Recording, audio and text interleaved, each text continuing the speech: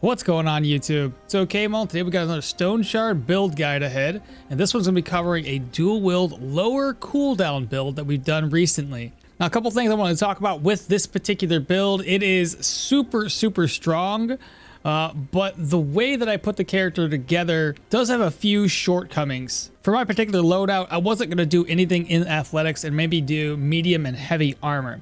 The biggest problem I ran into with doing this is I had no dodge, meaning that all the hits I would take straight to the face. I had no strength, meaning that there was no block chance. So I also took all the hits straight to the face. When I first picked out the character for this, it was Arna prior to the 9.2 update, which gave us extra cooldowns for everybody that we saw within Vision. But since the 9.2 update and we got the brand new characters and everybody's traits have been reworked, my personal recommendation would be to instead use Leo. And instead of going full on into willpower, because I don't think we need full willpower for this after my my test run with this particular character, a lot of these skills that we use happen to be a maneuver. So war cry, enough for everyone, tactical advantages, all of these. This is all essentially maneuvers. Well, those are active skills, but they're all essentially maneuvers, right? For the most part.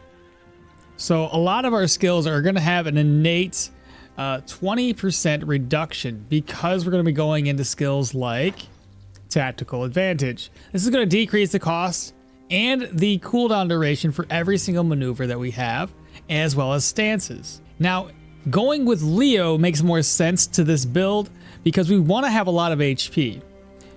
We're trying to maximize the Berserker tradition as best as we can, and the more HP you have, the easier it is to maintain a Berserk tradition. Having said that, it is completely up to you guys to pick what weapons you want to use.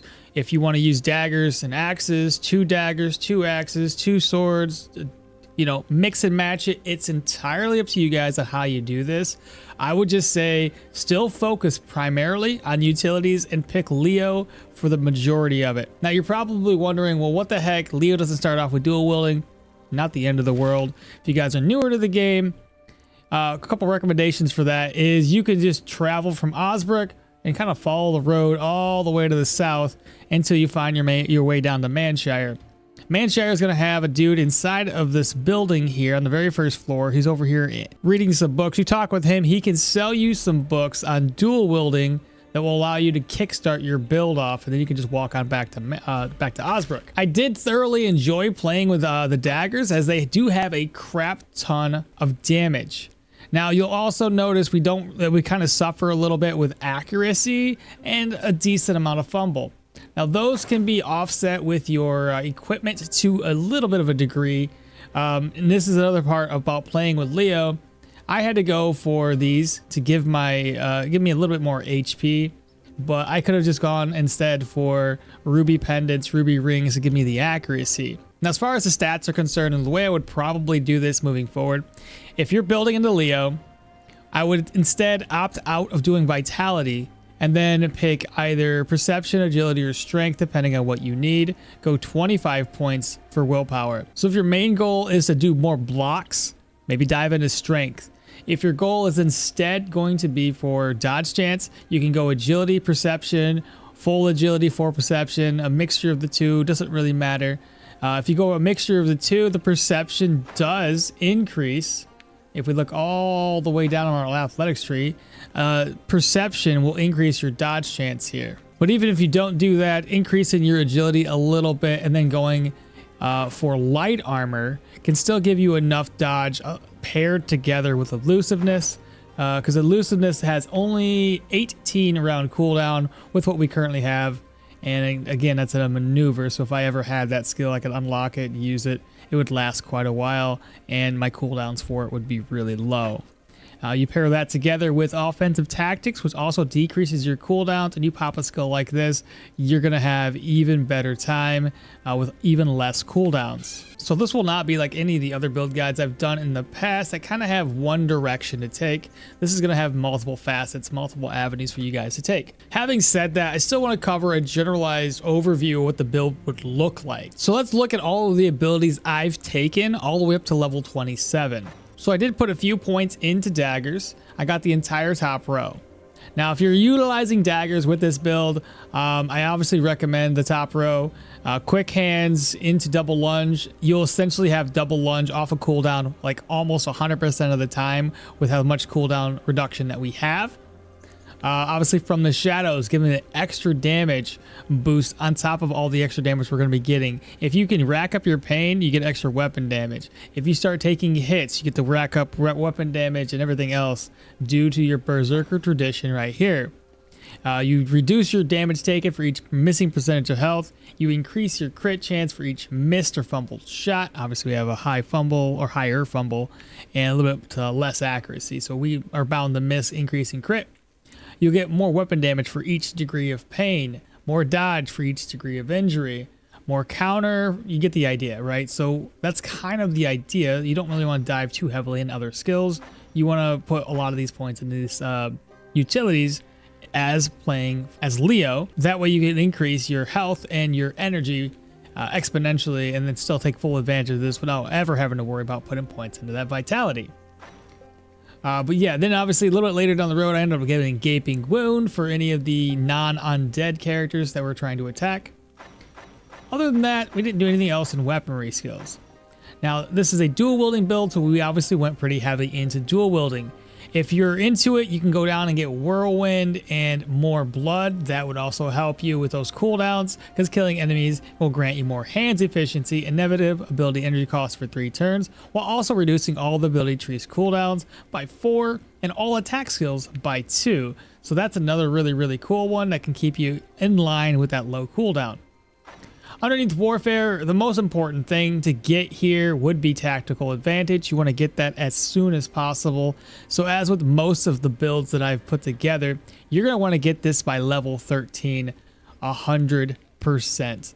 So average build that I've ever done, it's always been able to unlock by level 13. This is going to be a level 22 thing. It might even unlock by building into willpower a little bit earlier. I think you can get it maybe by 16 or 17, something like that, if you start putting points into willpower, as this basically this whole tree here unlocks with willpower.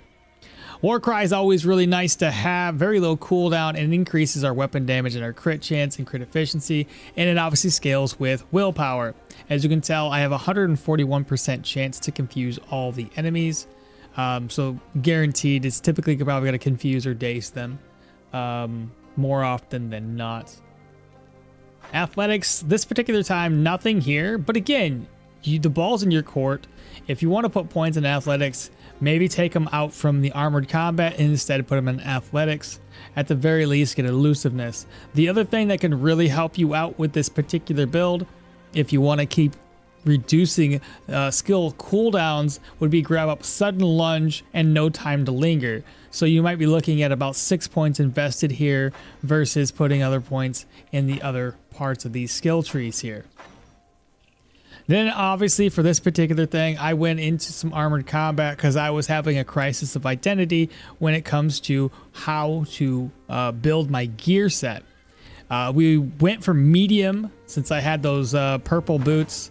I figured, what the heck, we can try it out, see how well it works. Ended up moving from more attack based to more block based with my weapons. We have block power. I went for block on the belt, and then everything else was more or less for dodge, since we have the Sardar's boots and we have the custom adjustment skill. So if I look down to my dodge chance, it went up a little bit, but still not great at 10%. And the block chance, again, if we went into some strength, we'd be able to increase block chance even more, as well as block power, allowing us to at least have some defense. So that's kind of where I was thinking, whether you're going to do strength, agility, or perception, it's going to open up the way for you to have at least a little bit of protection.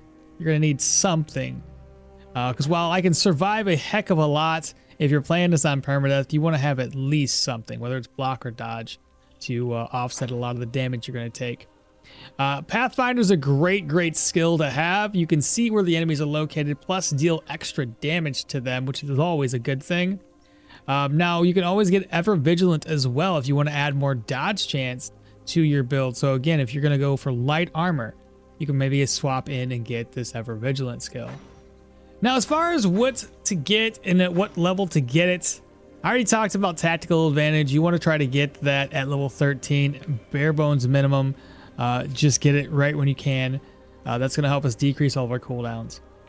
I would probably shy away from weaponry skills for the early game, unless, of course, you are planning on getting, utilizing daggers and using double lunge and quick hands, as you can reduce cooldowns. Or if you're with axes and you decide to do dual wielding with axes, causing injuries with axe strikes reduces ability to increase cooldowns by 1, also replenishes your energy. Energy on this build, not a problem. We have high willpower. That means we have a lot of energy drain, but I would say ferocity and maybe one of the other axe skills wouldn't be a bad fit. And axes and daggers kind of share some similarities here, with ferocity and quick hands kind of being the same thing. They also have extra weapon damage when it comes to No Mercy. So No Mercy and From the Shadows, again, kind of feel about the same type of skill. This one just increases overall weapon, overall damage taken.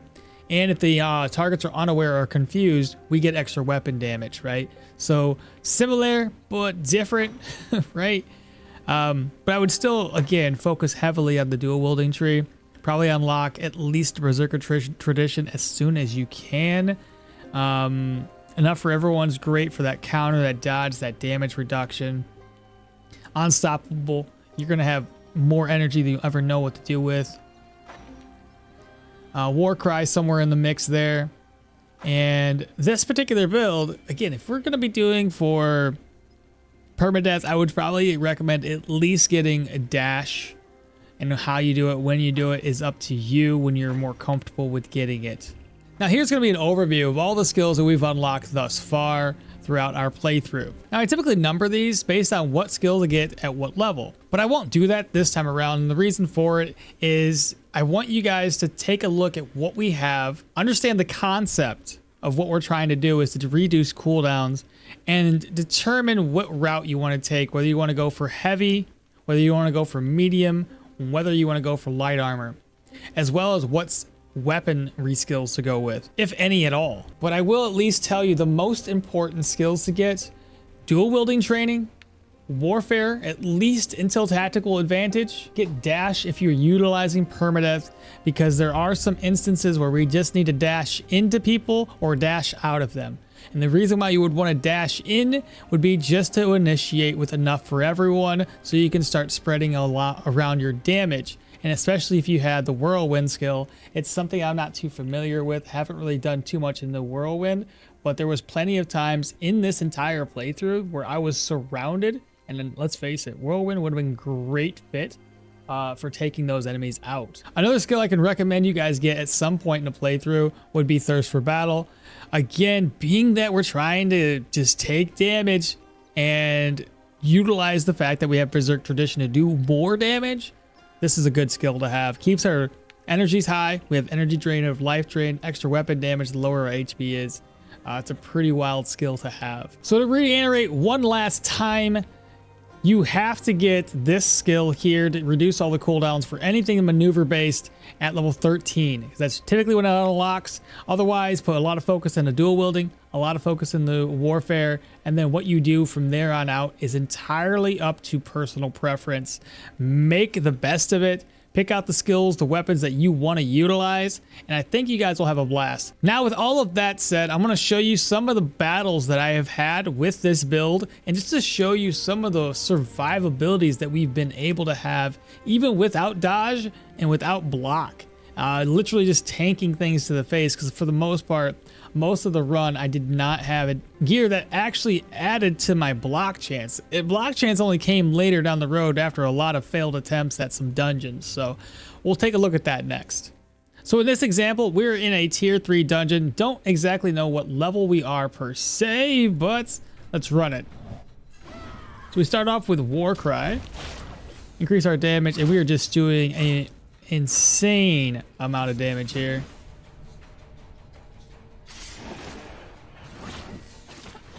Trying to keep those cooldowns down. Now, the fact that we take a lot of hits here is the problem, right? We don't have a dodge. We don't have a block chance outside of deflect. The daggers I'm using are just normal daggers, as far as I'm aware. In nothingness. It gets a little dire situation-wise as this little skeleton starts doing some work to us. But you can tell we have all these stacks and still no pain. Isn't that wild? Now pain starts to rack up. I'm in negatives all across the board. Pain is still only at about 40%. 47. Oddly enough, those 2 surgeries didn't hurt me. But because we have 47 pain, that's 47% more weapon damage. And now they're all dead. All right, in this example, we are actually fighting in a tier 4 human dungeon. Now, I almost die here, but somehow managed to live. Good. So let's take a look how this plays out. Big crits. Nice. The hardest enemy ended up being this spear guy. Ooh, ouch. This guy's strong.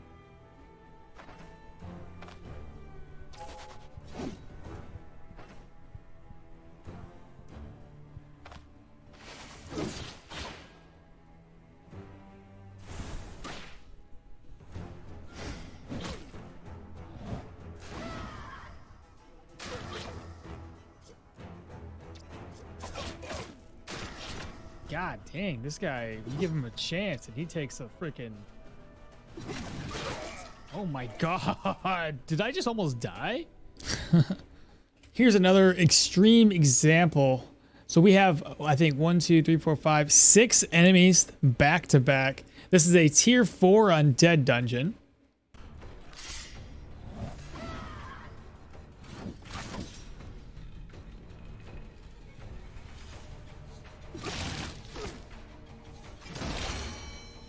Okay, we've leveled up. Another point into the willpower.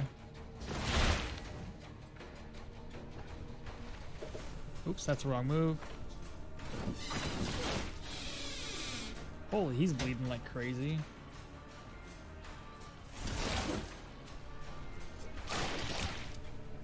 It's a good thing we didn't get hit, tripped up on that.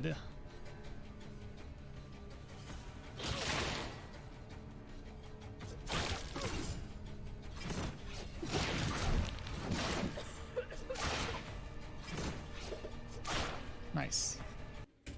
After this, we'll go ahead and cover, since we're level 21 in this particular playthrough here, we'll go show up some tier 5 dungeons next. All right, this example is going to be a little bit longer, but this is probably the best example I can give about how strong this is. Now, if you look at our gear, we do not have anything that helps us with block chance or block power. So we take every hit straight to the armor, straight to the face, and not the best course of action. So this is around the time that I realized I needed to get into either block or dodge. Well, we didn't put any points into athletics, so probably going to go for block. So let's play it.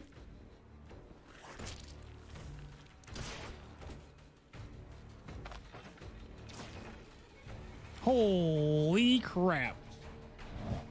This was absolutely insane. Huh, that didn't make it very far, did it?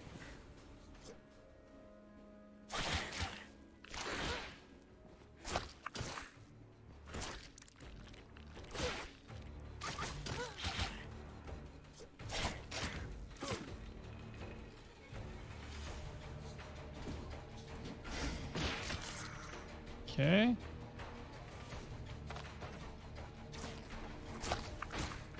Oh my goodness. So many enemies is wild.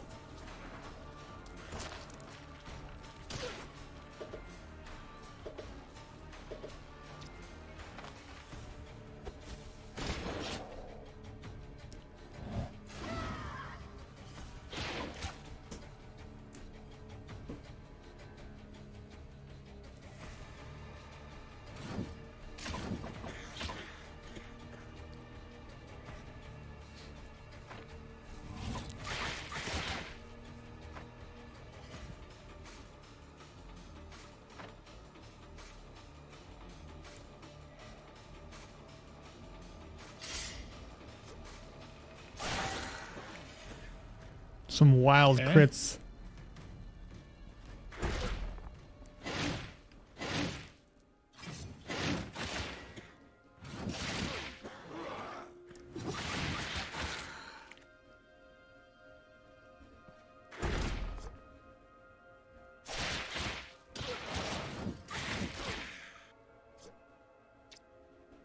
Can't see anybody.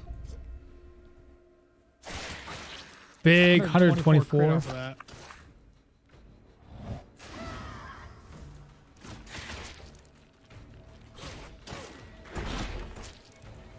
Oh my god. I almost die here.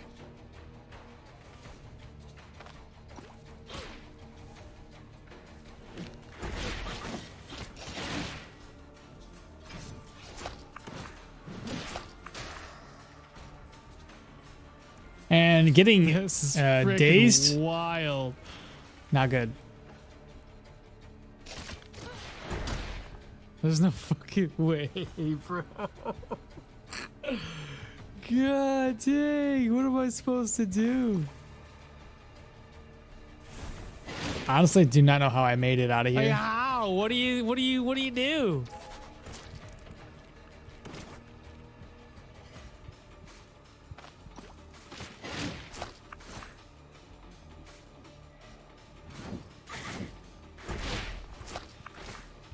That's what saved me. Crap. Can't stabilize injuries anymore.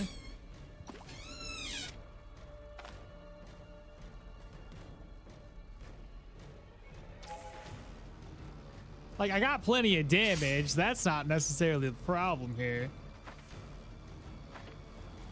I think this skill is what saves us.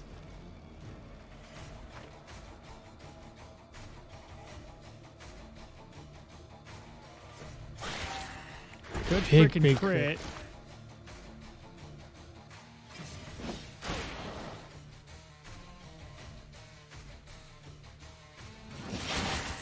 Oh my god, let's go. Oh my goodness. So it's insane how much punishment this build can take when you're utilizing that Berserker tradition. I hope this kind of gives it a great example of it all. But again, the flaws come down to if we don't have any dodge and we don't have any block or one or the other, right? Then we're suffering from at least a little bit of protection. We need at least something to keep us alive and well for some of this, especially these tier 5s. These tier 5 dungeons at the entranceways are absolutely broken. Can't say enough bad stuff about how bad the entranceways to these tier 5s have been lately. But I hope this kind of gives you guys a good sense, a good feel for what you can do and what you can utilize with this.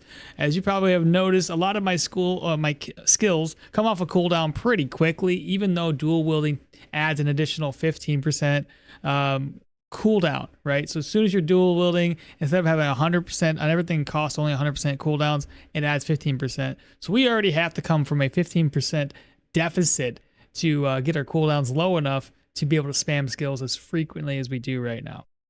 All right, y'all, that will do it for today's guide. So I hope you found it useful. And if you did, please be sure to comment down below. If you do give this a shot, again, comment, let me know what your experience is. If you tweaked the build, if you kept it roughly the same, I would honestly tweak it a little bit. Go either dodge or block, give it a little bit of extra defense for that. And as far as gear, if you're going to go for heavy, add a little block. If you're going to go for light armor, add a little bit of either agility or perception. Go for Leo. In my recommendation, he's going to be the way to go if you're trying to stack enough HP and energy to never have a problem. So you can focus your other stat points on, again, strength, perception, or agility. And with that being said, please like, comment, subscribe, share this channel with a friend and family. I'll catch y'all next time. Bye.